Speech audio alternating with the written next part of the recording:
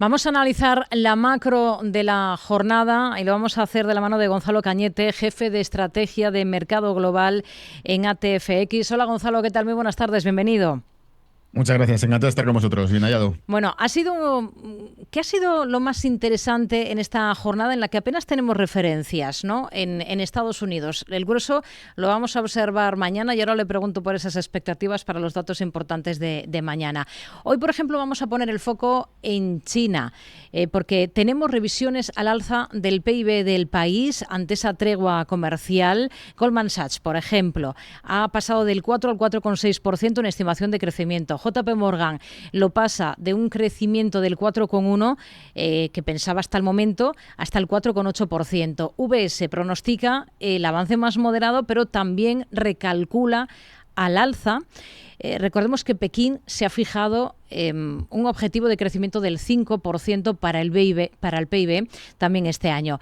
No sé qué le parece. ¿Es precipitado quizás todo esto porque no sabemos cómo van a terminar esas negociaciones y sobre todo no sabemos si va a haber conflictos y por tanto posibles episodios de volatilidad en esas negociaciones comerciales? Pues yo diría que más que precipitado lo que lo veo es oportuno. Y me explico para que la audiencia nos entienda, ¿vale? Lo que hemos escuchado durante el último mes y medio es precisamente a estas grandes firmas financieras hablar de los riesgos de recesión que tendría la economía estadounidense con este loco plan de los aranceles de Donald Trump. Nos han estado repitiendo que Estados Unidos se enfrentaba a riesgos recesivos, pero en cuanto hay un acuerdo, aprovechan para actualizar el dato, revisar el dato al alza de la economía china. La economía china va a crecer más de lo que se esperaba, pero no era que era la economía estadounidense la que estaba en riesgo. No creí el discurso que daban entonces y tampoco tenemos por qué creer este. Es decir, ajustan los datos de crecimiento de la economía china en cuanto se anuncia lo que incluso los propios funcionarios estadounidenses han denominado como una especie de preacuerdo o borrador que continuará este mismo sábado en negociación y que, como usted decía, está en una etapa temprana.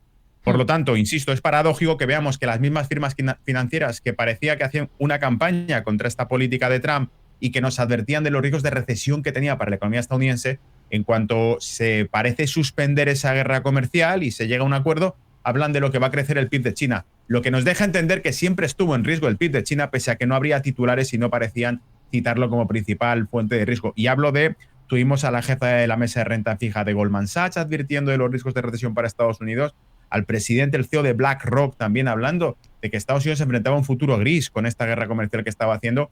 Pero insisto, cuando hay un acuerdo, se actualizan los datos de China. Y dicho sea de paso, antes de la guerra comercial que estamos viviendo, antes de que Trump entrase en la Casa Blanca, porque es el segundo round de la guerra comercial, dicho sea de paso, en 2024 vimos hasta 2 paquetes de ayuda del gobierno chino que apenas llegaba por los pelos a las estimaciones de crecimiento que ha dado el Partido Comunista Chino. Es decir, China, más allá de la guerra comercial, tiene sus propias batallas internas, que son reforzar el consumo interno de China como principal fuente clave estratégica para reducir la dependencia comercial de la venta extranjera a Estados Unidos, no de ahora, sino por una cuestión de futuro, de largo plazo, que desde los primeros años de crecimiento de China y la unión con la OMC, sabemos que es el talón de Aquiles de la economía china, su dependencia del comercio exterior. Por eso reforzar el consumo interno de China es clave y por eso los últimos datos de 2024 nos daban cifras que se iban debilitando en cuanto a consumo interno de China. Y el segundo punto es seguir reapuntalando el sector inmobiliario chino, que es gigantesco y que ha tenido problemas de liquidez, no de ahora, sino desde arrastrado prácticamente el año 2022. Y hemos visto que casi todos los paquetes de ayuda incluyen siempre un parte de refuerzo al sector inmobiliario en cuanto a liquidez a los bancos, en cuanto a liquidez a los gobiernos locales que han funcionado como bancos para la construcción de ciudades. Por lo tanto, aquí hay mucha tela que cortar, más allá de la guerra comercial de Trump. Bueno, hoy en Alemania se ha confirmado el alza de la inflación interanual al 2,1% en el mes de abril. Aquí en España, que el IPC se modera el dato general al 2,2%. No sé qué le parece. ¿La inflación ya no es un problema para la eurozona? Bueno, lo es en tanto en que hace un año, bueno, menos de un año, estamos hablando de verano de 2024, octubre, ya teníamos una inflación que bajaba al 1,6%. Y aquí lo importante es que sepamos entender la situación de Europa. En el caso de Alemania se enfrenta al tercer año consecutivo en negativo, porque el presidente del Bundesbank ha advertido ya que podrían tener otro año, 2025, cerrarlo en negativo. Sería el tercer año en que la economía alemana se reduce de tamaño. Y por lo tanto, que no haya inflación puede significar, uno, la caída de inflación que hemos estado viendo, incluso la caída que hubo al 1,6% en octubre de 2024, por falta de actividad económica, no nos olvidemos, y lo que es más grave, que además de haber poco crecimiento económico y poca actividad, acordémonos que Volkswagen, por ejemplo, tiene fábricas enteras inactivas que los chinos le han ofrecido alquilarlas para producir vehículos dentro de Europa. La inactividad industrial de Alemania, el cierre de empresas que ha tenido, evidentemente le lleven a que hay una contracción en la oferta y, por lo tanto, un incremento incluso de la inflación por la peor de las vías, que es por una escasez de oferta, una contracción económica, lo que nos lleva a un escenario de estaflación. Y eso no es descartable, pese a que no se esté hablando de ello ni tampoco lo quieran mencionar, insisto. Nos hablan de los riesgos recesivos de Estados Unidos cuando Europa la tenemos ya en 2 años consecutivos en negativo, incluyendo Francia con graves problemas económicos también.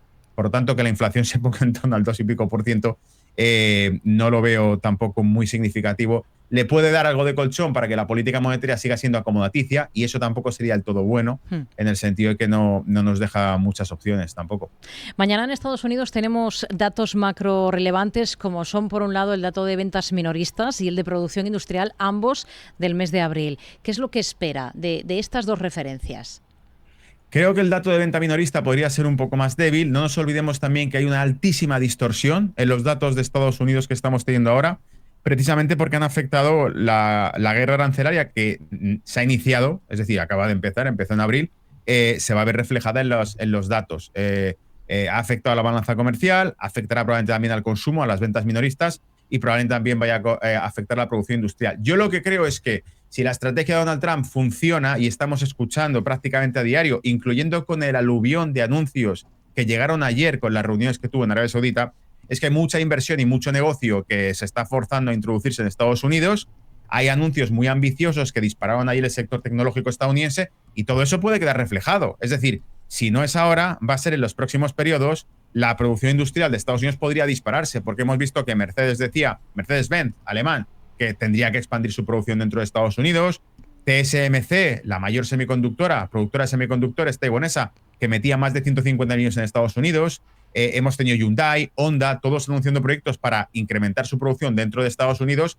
Esto en algún momento va a quedar reflejado en los datos, pese a que nos dijesen que había riesgos de recesión en Estados Unidos. El escenario completamente contrario podría ocurrir una vez más.